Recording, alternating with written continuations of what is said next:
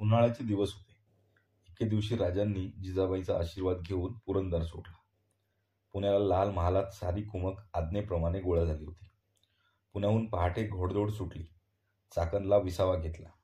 फिरंगोजींनी तेथे जमा केलेल्या राजांच्या घोडदळासह राजे जुन्नरवर चाल करून गेले. जुन्नरची इत्थंभूत माहिती राजांना मिळालेली होती. जुन्नर अगदी बेसावध होते. जुन्नर म्हणजे मोगलांचे दक्षिणेतील एक मातब्बर पेठ. तटाने मजबूत असलेली, जेथे विजापूरकरांना जुन्नरकडे वाकड्या नजरेने पाहायचे धारिष्ट झाले नाही, तेथे शिवाजी ते धाडस करील असे कोणाला स्वप्नातही वाटले नाही. जुन्नर चारी बाजूंनी वेढले गेले. पहाऱ्याच्या जागा चुकवून शिड्या लावल्या गेल्या. जुन्नरचा दरवाजा थोड्या चकमकीत उघडला गेला आणि मध्यरात्री राजे घोडदळासह जुन्नरमध्ये प्रवेश करते झाले. एकच कापाकापी सुरू झाली. जुन्नरची पागा मशहूर होती. अस्सल जातिवंत शेकडो घोडी पागेत होती. ठाणबंद होती. ती पागा राजांना मिळाली. 3 लक्ष होणांची मत्ता राजांना मिळाली. त्याखेरीज मौल्यवान कापड, जिन्नस, जड जवाहीर हे वेगळेच. पाहता पाहता जुन्नर लुटून ती लूट घेऊन राजे चाकणला आले. ऐश्वर्याने संपन्न असलेली जुन्नर पेठ एका रात्रीत दारिद्र्य झाली. चाकणला सर्व संपदा सुरक्षित ठेवून राजे पुण्याला आले. जुन्नरच्या मोहिमेनंतर थोड्याच अवधीत राजांनी फिरून अहमदनगरवर चाल केली. अहमदनगरवर म्हणजे मुघलांचे अव्वल ठाणे. राजांनी त्यावरच धाड घातली. पण अहमदनगर बेसावध नव्हते. राजांनी अहमदनगरात प्रवेश केला. अहमदनगरात शिवाजी आल्याचे कळताच नगर किल्ल्यात असलेला मोगल सरदार नौशीर खान राजांवर चालून आला. राजांनी त्याचा पराभव केला आणि राजे माघारी आले. नौशीर खान बरोबर लढताना राजांचे अनेक लोक कामी आले होते. अहमदनगरला फारशी लूट मिळाली नाही, पण मोगलांच्या ठाण्यांवर चालून जाण्याचा पराक्रम मात्र पदरात पडला. बिदरला जेव्हा औरंगजेबाला समजले तेव्हा तो संतप्त झाला. जुन्नर अहमदनगरवर केलेला हल्ला म्हणजे दक्षिण मोगलशाहीला आव्हानच होते. औरंगजेबाने मुल्तामत खान, नौशीर खान, मीर जुमला वगैरे सर्व सरदारांना शिवाजीचा बंदोबस्त करण्याबद्दल निवडून पत्रे लिहिली. शिवाजीचा मुलूक बेचिराग करून शिवाजीच्या माणसांची सर्रास कत्तल उधळण्याचा हुकूम औरंगजेबाने पाठविला होता. तोवर राजे पुण्यास येऊन पोहोचले होते. औरंगजेबाचा संताप राजांना माहीत होता. औरंगजेबाने कारतलब खान, होशदार खान, रायकरण सिंग, शास्ता खान यांसारख्या सरदारांना सरहद्दीवर रवाना केल्याचे समजताच राजांनी दुसरा पवित्रा टाकला. बुरानपुरास औरंगजेबाच्या भेटीसाठी राजांनी आपला वकील पाठवला. वकिलाने जुन्नर अहमदनगर मारल्याबद्दल राजांना पश्चाताप होत असल्याचे सांगितले. झाल्या प्रकाराबद्दल खेद व्यक्त केला, पण केलेली लूट परत करण्याबद्दलचे अवाक्षरही काढले नाही. औरंगजेबाने सर्व विसरल्याचे भासविले. त्याचे लक्ष वेगळं होते. डोळे आग्र्याकडे लागले होते. बादशाह शहाजहान आजारी असल्याची पक्की बातमी होती. मूर्तिपूजकारांचा मित्र दारा प्रत्यक्षात सारी सूत्रे हलवीत होता. फार दिवसांपासून अल्लाह व त्याच्या रसूलने औरंगजेबावर महान जबाबदारी टाकली होती. ती खांद्यावर घेण्याची वेळ आली होती. राज्य हाती घेण्यासाठी बंड करणे भाग होते. आलमगीराच्या दैवी इच्छा आणि मानवी महत्वाकांक्षा फलद्रूप होण्याचीही वेळ होती. सारे विसरून क्षमा करण्याचे नाटक करणेच भाग होते. जुन्नर अहमदनगर मारून राजे पुण्याला आले. पुण्याला येताच राजांना तातडीने पुरंदरास जावे लागले. पुरंदरावर आनंद पसरला होता. गडावर तोफांचे आवाज होत होते. सैवाई प्रसूत होऊन राजांना पुत्ररत्न झाले होते. पहिला मुलगा थोरला गादीचा वारस जन्माला आला होता. बारशीची निमंत्रणे पाठवली गेली. बारशाच्या दिवशी मुलाचे नाव काय ठेवायचे हे विचारण्यासाठी सारे जिजाबाईंच्याकडे गेले. क्षणभर जिजाबाईंच्या डोळ्यात पाणी तरळले. त्या म्हणाल्या, जेव्हा ते तिकडे घडले तेव्हाच हा राहिला. शिवबा, तुमच्या दादा महाराजांचं नाव ठेवा. मुलाचे नाव संभाजी ठेवण्यात आले. जिजाबाईंनी संभाजीला उराशी कवटाळले. गमावलेला संभाजी परत आल्याचा भास झाला. संभाजी चांगल्या पायगुणाचा ठरला. पावसाळा संपायच्या आत कोंढाणा स्वराज्यात सामील झाला. शहाजीराजांच्या सुटकेसाठी द्यावा लागलेला गड परत आल्यामुळे राजांच्या मनातले एक शल्य निघून गेले. जिजाबाईंना अशक्तपणा फार आला होता. संभाजीला दूध पुरत नव्हते, म्हणून जिजाबाईंनी नसरापूरजवळ कापूरगव्हाळ गावच्या गाडे नावाच्या चांगल्या मराठा घराण्यातील धाराई नावाची स्त्री गडावर आणून घेतली. धाराई संभाजीराजांची दुधाई बनली. संभाजीराजे पालथे होऊ लागले, पुढे सरकू लागले. त्यावेळी राजेही स्वराज्याचा होईल तो विस्तार करण्यात गुंतले होते. अनेक मोहिमा आखल्या जात होत्या. विजयाच्या वार्ता गडावर येत होत्या. अत्र्यांनी दंडराजापुरी काबीज करून जंजिऱ्याला मोर्चे लावले होते. नव्या मोहिमांचा खर्च चालू होता. त्याचबरोबर रायगड, प्रतापगड हे 2 गड उभारले जात होते. पाठवावा तेवढा पैसा अपुरा पडत होता. एवढे ते प्रचंड काम होते. गडाचे काम थांबू नये म्हणून राजे फार जागरूक होते. मोरपंत पिंगळे सर्व खबर देण्यासाठी जातीने पुरंदरवर आले होते. त्यांनी राजांच्या कानावर सर्व हकीकत घातली. राजे निश्वास सोडून म्हणाले, मोरपंत, आम्ही एवढी लूट आणतो, पण तुम्ही आमचा पाहता पाहता दिमाग उतरवता. महाराज, एवढी प्रचंड कामे उभी केली, त्याला खर्च व्हायचाच. आता कोट पुरा झाला आहे. वाडा सदर सजली की गड पुरा झाला. पंत, तुमच्या कामात अडचण येऊ नये असं फार वाटत होतं, पण काही दिवस काम बंद ठेवावं लागेल असं दिसतं. जशी आज्ञा, मोरपंत किंचित नाराजीने म्हणाले. मोरपंत, कष्टी होऊ नका. आम्ही प्रतापगडाचं काम शेवटाच नेऊ, आणि तेही तुमच्या हातून. राजांनी दिलासा दिला खरा, पण तेवढे बोलताना त्यांच्या मनाला पीळ पडला. ते तसेच उठून बाहेर आले. राजांचे पाय थपकले. वाड्याच्या चौकात संन्यासी उभा होता. राजे उद्गारले, कोण? रामशरण? जी. संन्यासी मुजरा करून म्हणाला. राजांनी त्याला खुणावले. राजांच्या पाठोपाठ संन्यासी चालू लागला. राजे बराच वेळ संन्याशांबरोबर बोलत होते. राजे जेव्हा खाली सदरेवर आले तेव्हा त्यांनी मोरपंतांना हाक मारली. राजे आनंदाने म्हणाले, मोरपंत, आम्ही मगा बोललो ते विसरून जा. गडाच्या कामाला लागा. त्यासाठी लागणारी संपत्ती आपोआप गडावर चालून येईल. आनंदित झालेले मोरपंत नवा उत्साह घेऊन प्रतापगडावर गेले. गडावरून हुकूम सुटले. दुसऱ्या दिवशी पहाटे राजे महासाहेबांच्या दर्शनाला गेले. राजे म्हणाले, महासाहेब, कल्याणहून शाही खजाना बाहेर पडल्याची वार्ता आली आहे. स्वराज्याच्या कामी तो आशीर्वादच ठरावा. शक्य झालं तर तसंच कल्याण भिवंडी मारून आम्ही परत येऊ. सईबाईचा शंभूबाळाचा निरोप घेऊन राजे गडाखाली उतरले. दादाजी कृष्ण व सखो कृष्ण लोहकरे हे राजांचे सरदार आबाजी महादेव यांच्या नेतृत्वाने फौजेसह पुढे गेले होते. राजे आपल्या घोडदळासह कल्याणची वाट कापित होते. कल्याणचा सुभेदार मुल्ला अहमद कल्याणमध्ये निश्चिंतपणे बसला होता. विजापूर दरबारचा गोळा केलेला खजिना भरभक्कम सशस्त्र अश्वदलाबरोबर विजापूरच्या वाटेवर रवाना करून सुभेदार निश्चिंत झाला होता. खजिनाबरोबर खुद्द त्याचा मुलगा मुल्ला याहिया आपल्या पत्नीसह जात होता. दिवसा उजेडी घाटातून खजिना धीमेपणाने प्रवास करीत होता. गाड्यांच्या चाकांचा खडखडाट घाटात दूर ऐकूही जात होता. खजिन्याच्या अग्रभागी मध्य उमद्या घोड्यावर स्वार केलेला तरुण मुल्ला वारंवार मागे वळून आपल्या पथकावर नजर टाकीत होता. समोर वळण आले की हाती तळपते तेगे घेतलेली अश्वपथकाची तुकडी पुढे जाऊन रस्ता निर्धोक असल्याची खात्री करून घेत होती. मेन्यातून जाणारी तरुण सुभेदार सून मेन्याचे पडदे किंचित बाजूला करून घाटाचे निसर्ग सौंदर्य पाहत होती.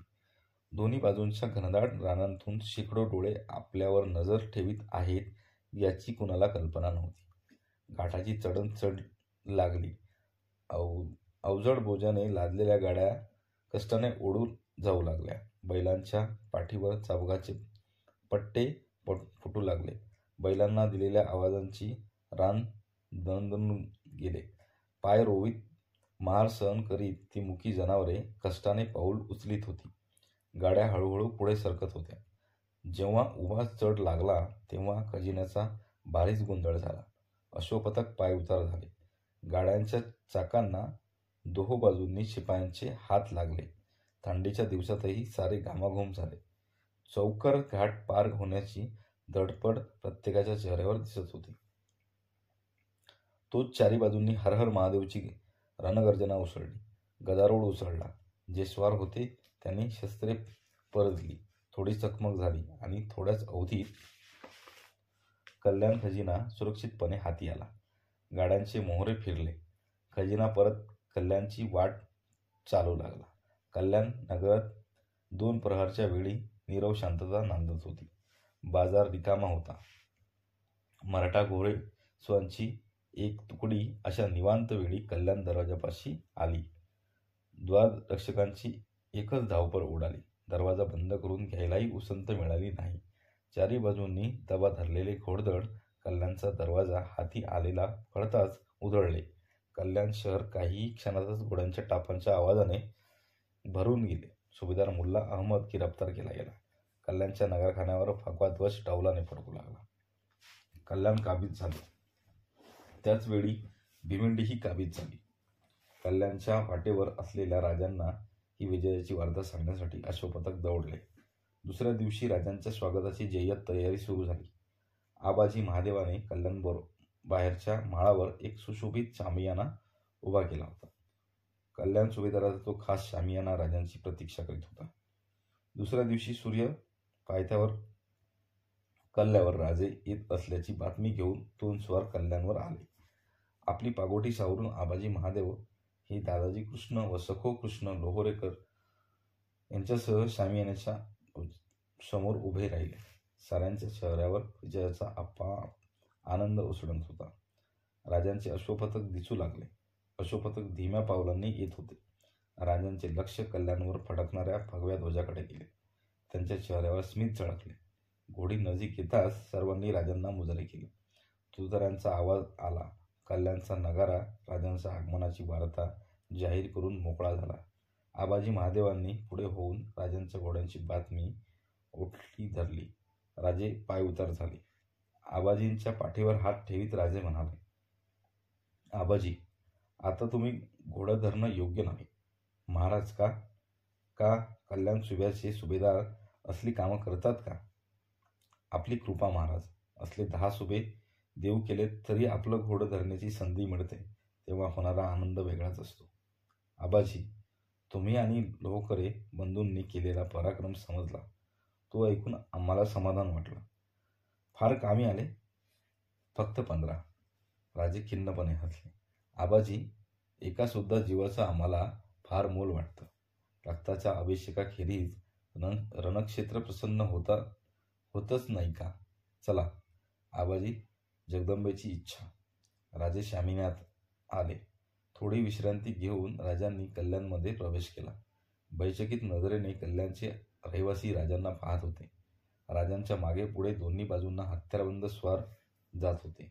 राजे ते ऐश्वर्य संपन्न शहर निरखित होते. गर्जणाऱ्या सागराच्या पार्श्वभूमीवर कल्याण शहर खुलून दिसत होते. उंच प्रासादांनी, भव्य मशिदींनी आकाशात आपले मनोरे चढवले होते. शहर मोठे, सुबक व देखणे होते.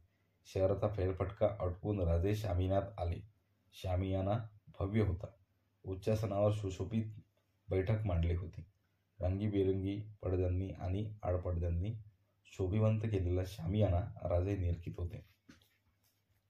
रुजामाच्या गालिच्यांनी जमीन आच्छादून गेली होती. धूपदाण्यांतून शामियान्यात सुगंध दरवळत होता. राजे म्हणाले, आबाजी, आमचं स्वागतही शाही दिसतं. अशा शामियान्यात फार काळ राहिलं तर शाही मिसात चढायला फारसा वेळ लागायचा नाही. राजे उच्चासनावर बसले. कल्याण खजिना राजांच्या समोर आणला गेला. सुवर्ण, रौप्य नाणी, अनेक अलंकार, रत्नांचे ढीग यांची राजांच्या देखत मोजदाद झाली. कल्याण मोहिमेत जे जखमी झाले त्यांच्या कुटुंबियांना भरपूर द्रव्य दिले. ज्यांनी पराक्रम केला त्यांना बहुमान केला. आबाजी महादेवांना सुभेदारी दिली. दादाजी कृष्ण सखो लोहरे यांना कल्याणचा व भिवंडीचा कारभार सांगितला. सरते शेवटी कल्याणचा कैद झालेला सुभेदार व त्याचा मुलगा यांना दरबारी हजर करण्यात आले. वंशाने अरब असलेल्या त्या पितापुत्रांची धिप्पाड जोडी पाहून राजे स्तिमित झाले. गोरेपान, उंचपुरे, देखणे पुरुष घायाळ व संतप्त नजरेने ते राजांच्याकडे पाहत होते. राजांनी त्यांना मोकळे करण्याचा हुकूम केला. बाइज्जत विजापूरला जाण्याची परवानगी दिली. जीवाची आशा सोडून मृत्यूला उभे टाकलेले दोघे त्या आज्ञेने चकित झाले. आबाजी महादेव पुढे झाले. त्यांनी राजांना मुजरा केला. राजांनी विचारले, आबाजी काय हे? महाराज, आणखी एक कैदी हजर व्हायचा आहे. कोण आहे? कल्याण सुभेदाराची सून. राजे संतप्त झाले. ते म्हणाले, आबाजी आवांडा गिळत म्हणाले, महाराज, गैरसमज होतोय. कल्याण खजिना लुटला तेव्हा ही सून आपल्या नवऱ्याबरोबर विजापूरला जात होती. सारे गिरफ्तार केले गेले, त्यात तीही सापडली. आपल्या आज्ञाखेरीज तिचा निर्णय कोण घेणार? राजांचा संताप निवळला. राजे म्हणाले, आबाजी, मनात आणलं असतं तर ते तुम्हीही करू शकला असता. आम्ही त्याबद्दल दोष दिला नसता. पण ही सून वेगळी दिसते. होय महाराज, पृथ्वीतलावर धुंडूनही दिसणार नाही असं तिचं लावण्य आहे. फुलापेक्षाही नाजूक. दृष्टी टाकताच तिचं सौंदर्य अत्तरासारखं दरवळतंय. वा आबाजी, तुम्ही काव्यही करू लागलात. ते सामर्थ्य जिच्या ठाई आहे ती सुभेदाराची स्नुषणा आमच्यासमोर हजर करा. सारा दरबार तटस्थ झाला होता. आबाजी महादेवांनी टाळी वाजवताच शामियान्याच्या डाव्या बाजूला चिकाचा पडदा उचलला गेला. 2 दासींच्या सह सुभेदार सुनेने शामियान्यात प्रवेश केला. मुसलमानी वेश परिधान केलेली ती युवती राजांच्या समोर उभी केली गेली. तिच्या चेहऱ्यावर झिरझिरीत ओढणीचे अवगुंठन होते. मेहंदीच्या लाल रंगाने चित्रित झालेले तिचे नाजूक पंजे कंप पावत होते. सुकुमार गौर पावलाचे अंगठे रुजाम्याच्या गालिच्यात उतत होते. राजांनी एक दीर्घ श्वास घेतला. क्षणभर डोळे मिटले आणि क्षणात ते उघडले. त्या युवतीवरची नजर ढळू न देता राजे उठले. उच्चासनावर उतरले. धीमी पावले टाकीत राजे व त्याच्या युवतीच्या नजीक गेले. तांबड्या रुजाम्याच्या गालिच्यावरून समोर येऊन ठाकलेले राजांचे पाय नतमस्तक युवतीला दिसत होते. राजांनी सुभेदाराकडे पाहिले. दोघांच्या नजरेत तीव्र संताप उमटला होता. राजांनी स्थिर हातांनी त्या युवतीचे अवगुंठन उचलले आणि ते मागे मस्तकावर टाकले. त्या अप्रतिम लावण्याच्या दर्शनाने साऱ्या दरबाराच्या श्वासाचा अवरोध झाला. राजे शांत नजरेने ते सौंदर्य दृष्टीत साठवित होते. नतमस्तक असलेल्या तिच्या नेत्रांतून अश्रू निरखले. व्यथित होऊन राजे माघारी बैठकीवर आले. राजांच्या कृतीचे चकित झालेल्या या रूपवतीने नजर वर केली. राजे शांत नजरेने तिच्याकडे पाहत होते. तारुण्याचा ऐन उमेदीतल्या राजांनी केशरी जिरोटोप परिधान केला होता. कपाळी शिवगंध रेखाटले होते. तेजस्वी डोळे तिच्या नेत्रांनी भिडले होते. ती नजर पाहून युवती थक्क झाली. कुणाही पुरुषाला त्या नजरेला नजर देण्याची हिंमत होत नसे. त्या नजरेकडे ती सून पाहत होती. ते शांत रूप पाहून नजर वळवण्याचे सामर्थ्य तिच्या ठाई राहिले नव्हते. आबाजींकडे नजर वळवीत राजे म्हणाले, आबाजी, ही मुलगी खरंच सौंदर्याची खाण आहे. तुम्ही हिला हजर केली आहे. आम्ही काय करावं असं तुम्हाला वाटतं? महाराज, सांगा आबाजी, मोकळेपणाने सांगा. महाराज, रिवाज विचारला तर आपण हिला नाट्यशाळेत स्थान दिलं तरी हिचा सन्मानच होईल. शत्रूचा तो रिवाजच आहे. पद्मिनीवर कोणी दया दाखवली नाही. कमलकुमारीची आहुती अशीच पडली आहे. राणी दुर्गावतीच्या बहिणीला अकबरानं अशीच जनानखान्यात कोंडली होती. उलट अशा युवतींनीच बादशहाचे मीना बाजार भरले होते. त्यात शत्रूंची ही कन्या आहे. त्यात शत्रूंची ही दुहिता आहे. क्रोधानं आपण हिला आपल्या बारगिराची बटीक बनवली तरी आपल्याला कोणी नाव ठेवणार नाही. लोकरिवाजाला ते सोडून होणार नाही. बस आबाजी, पापाचं समर्थन पापानं होत नाही. लोकरिवाजापेक्षा माणुसकीच्या धर्माला आम्ही ओळखतो. आमचा ध्वज भगवा आहे. पवित्रतेचं ते प्रतीक आहे. या मुलीचं लावण्य पाहून आम्ही चकित झालो. काहीतरी अलौकिक पाहिल्याचं समाधान वाटलं. सुभेदार सुनेकडे बोट दाखवून राजे म्हणाले, यांना पाहताच वाटलं. राजे थांबले. त्यांना गळा दाटून आला. काय वाटलं महाराज? काय वाटलं? आमच्या महासाहेब इतक्या सुंदर असत्या तर आम्हीही सुंदर निपजलो असतो. आबाजी, आमच्या महासाहेबांची आठवण करून देणाऱ्या या सुभेदार सुनेला मानाचे आहे का? महासाहेबांची परवानगी करताना त्या इत्मानानं वागवाल, तसंच या कन्येला तिच्या नवऱ्याबरोबर पाठविताना मानानं वागवा. राजांच्या चेहऱ्यावर एक वेगळेच समाधान प्रकट झाले होते. सुभेदार पितापुत्रांच्या नजरा विस्पारून गेल्या होत्या. राजांची आज्ञा ऐकून भारावलेल्या सुनेच्या डोळ्यात आनंदाश्रू तरळले होते. भक्तिभावाने तिने पूर्णिसाद केला. राजांनी हात जोडले. ते उठले. सरांचे मुजरे झडले. त्यात सुभेदार पितापुत्रही सामील झाले होते. कल्याण भिवंडीची व्यथा लावून राजे परत आले. पुरंदर दिसू लागला. आपल्या सहकाऱ्यांसह राजे गड चढत होते. माचीचे महाद्वार दिसू लागले. जवळ जाताच महाद्वारात उभ्या असलेल्या जिजाबाईंचे दर्शन राजांना झाले. जिजाबाईंना गडाच्या प्रथम दरवाज्यात पाहून राजांना आश्चर्य वाटले. राजे महाद्वारात गेले. युवासिनींनी राजांच्या पायावर पाणी ओतले.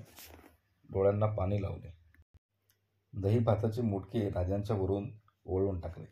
जिजाबाई आरती घेऊन समोर आल्या. राजांचे उमेद रूप निरखून त्यांनी राजांना ओवाळले.